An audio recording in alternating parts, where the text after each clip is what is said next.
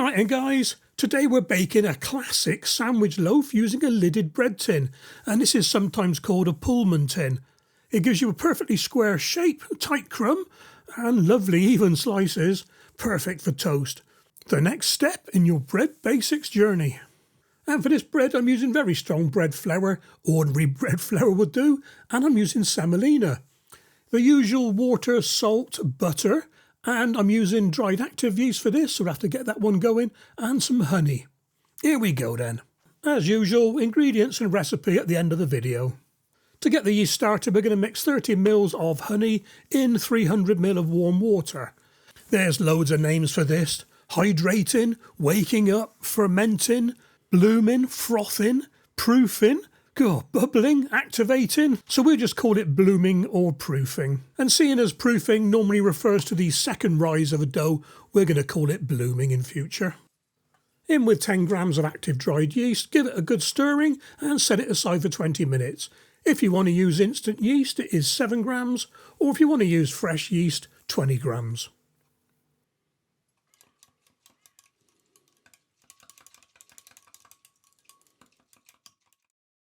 And if the yeast is any good, it will end up with a good head on it like this.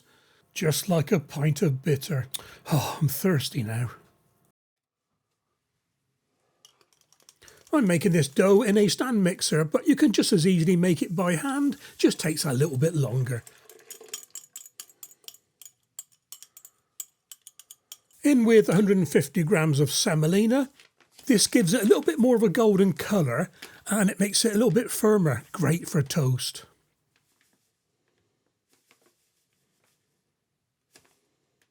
And in with 375 grams of bread flour. You can use either strong or very strong. Doesn't really matter in this case. And if you're good at maths, you'll work out that that's 525 grams of flours overall.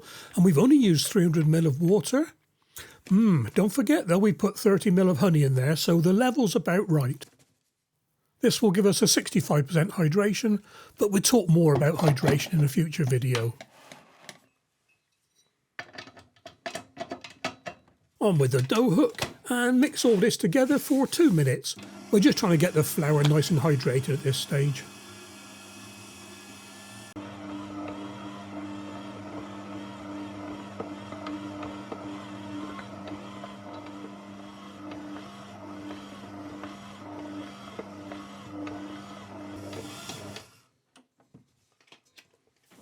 Cover the bowl and leave the dough to rest for 20 minutes. And yes, I got some new shower caps.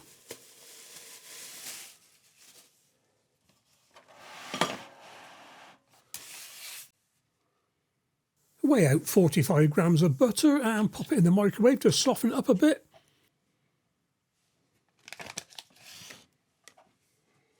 And also weigh out 10 grams of salt.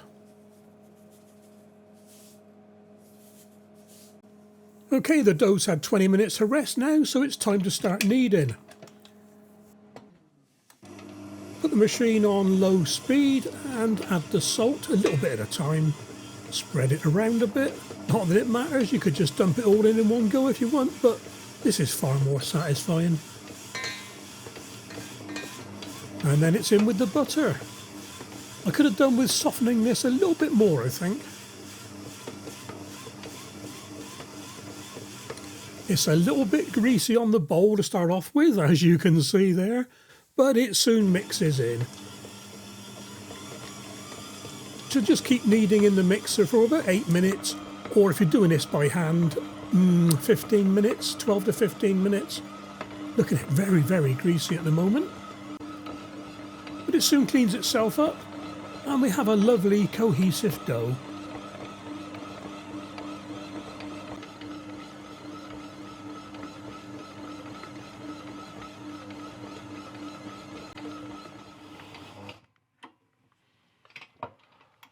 After the 8 minutes of kneading in the mixer, or the 12 to 15 minutes by hand, just stretch a piece of dough and see if it passes the window pane test. That's when you stretch it and it doesn't really tear. It did a little bit there, but it doesn't matter because this loaf is going into a Pullman tin. I'll explain a bit more in a minute.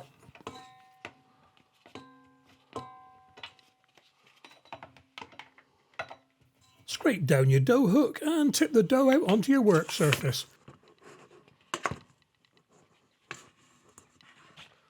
Generously oil a bowl and wipe it around with a bit of kitchen tissue. I'd rather use oil than butter. I find it's easier to manage. And what we're going to do now is form the dough into a ball. So we start off by stretching the surface a little bit on top and then pushing your palms underneath to further stretch the top. Turns out into a nice ball. And when it's all done, pop it into the bowl.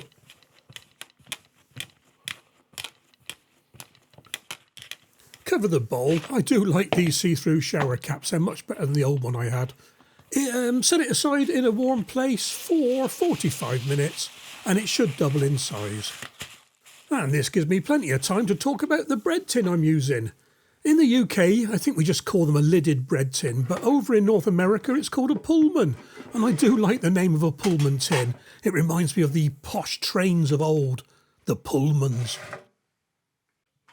One thing you need to make sure you do quite carefully with these is to grease them well, especially right into the corners.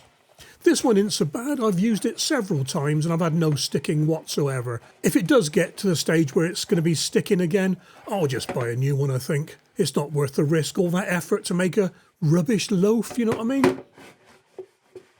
I'll put an Amazon link to the tin in the description down below. And don't forget, when you're greasing it, do the lid as well.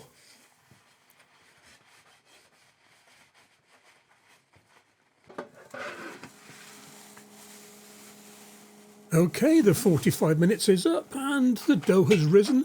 I don't know how you can say it's doubled when it's in a tapered bowl like this, but it looks good to me. A few bubbles on the side there. So tip it out onto a floured work surface. I didn't put enough flour down to start off with. Push the big bubbles out of it and form it into a rectangle. Fold the edges over.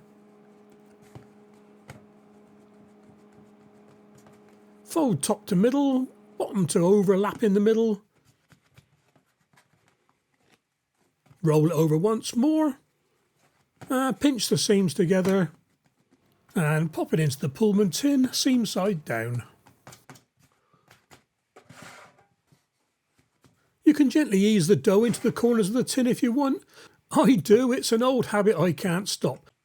There's no need to do this because as the dough expands when it's baking, it will fill every nook and cranny. The lid keeps it all very tight and compact. And this is why we get the lovely dense crumb of the sandwich loaf. Preheat your oven to 180 Celsius or 200 if you want a bit of a darker crust. Cover the tin once more until the dough has had its final proof and reaches about an inch from the top of the tin. That's 25mm in new money. On with the lid and in the oven for 40 minutes.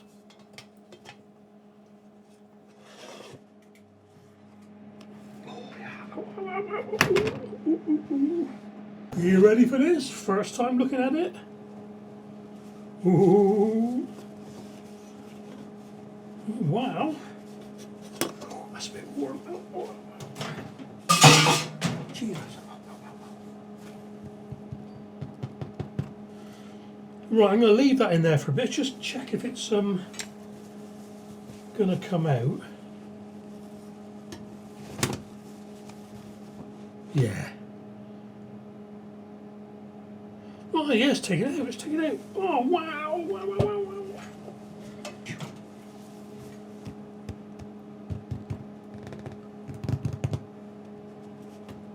Well, there we are. Now, this is one loaf that you really do need to let cool down totally before you slice it. You don't have warm sandwiches. The bread would be all soggy in the middle, and don't forget, it's still cooking a little bit inside. Here we are then.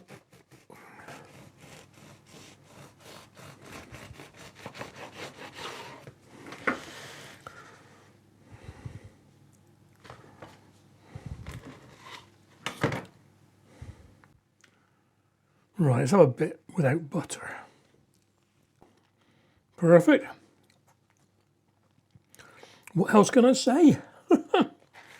And I know a few of you keep saying to me, you've got to try this with butter. So let's get me butter. There we are.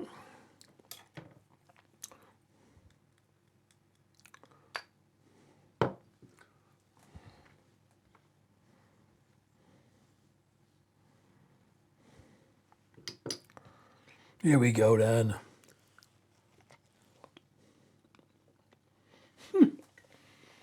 Oh, that is so nice. That is brilliant.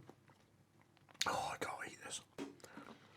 Well, if you haven't got one of these Pullman type loaf tins, or in the UK, I just suppose they're called lidded bread tins, I suppose, loaf tins. Well, look, this is what they make. Perfect. Fits in a sandwich box. Absolutely spot on. Meanwhile, I got to eat this. And there it is, your square sandwich loaf. Simple, reliable, and perfect for everyday use. And I must admit, I used a few slices for scrambled egg on toast the following breakfast.